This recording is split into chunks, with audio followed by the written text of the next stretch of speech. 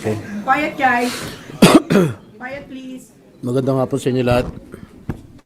I am already in receipt of the warrant of arrest issued against me by the 5th Division of the Sandigan Bayan. Nais ko lang pong bigyan din ang mga bagay na ito. I will remain firmly with the majority bloc under the leadership of Senate President Alan Peter Cayetano. Hindi ako matitinag sa anumang panggigipit, pananakot, political maneuvering para talikuran ang aking paninindigan. I will not yield to threats.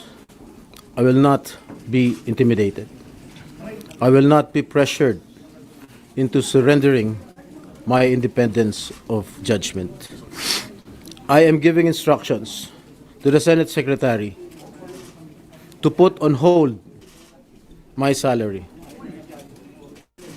Personal kong pasya ito upang ipakita sa sambayan ng Pilipino na wala akong intensyon makinabang sa pondo ng bayan habang nililinis ko ang aking pangalan. At higit sa lahat, hindi ako papasailalim ng kustodya ng Senado.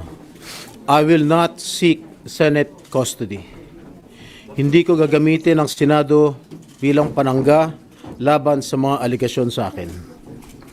Nakahanda akong ipagtanggol ang aking sarili sa hukuman at hindi ako magtatago sa likod ng institusyong ito upang umiwas sa proseso.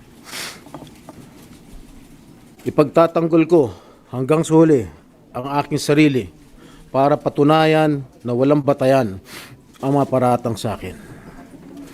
Kalokohan ang lahat na ito.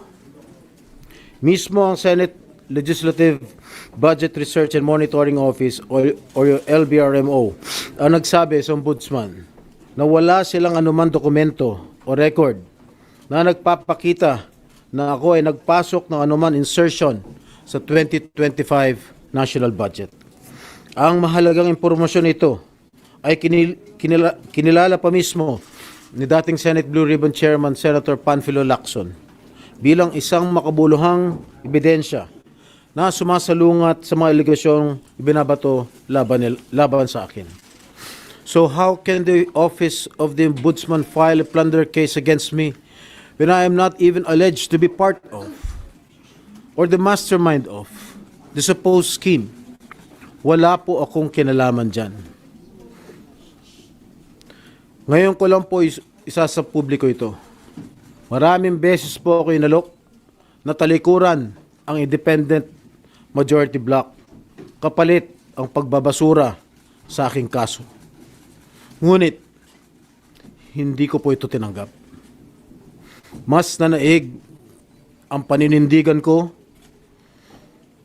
na ako'y manatili sa hanay ng mga kasamahan ko sa independent majority bloc. I stand my ground. Ngayon kung tatanungin niyo kung sino sila, abangan ninyo ang susunod na kabanata. I stand my ground because what is at stake here goes far beyond my personal circumstances. What is at stake here is the independence of the Senate. This institution must never become vulnerable to external pressure.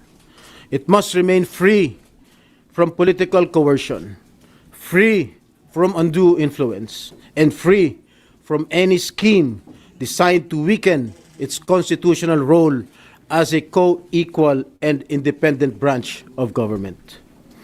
If this is the price I must pay for the decisions I have made and the principles I have chosen to uphold, then I am prepared to face the consequences, however difficult they may be, especially for my family. I will not be broken by accusations, nor will I yield to political pressure. I will meet these charges head on. I will be proceeding now to the CIDG to voluntarily surrender myself. Maraming salamat po. Okay na? No more question, guys. At yan, pupunta na sila sa CIDG. Buksan lang po yung pinto.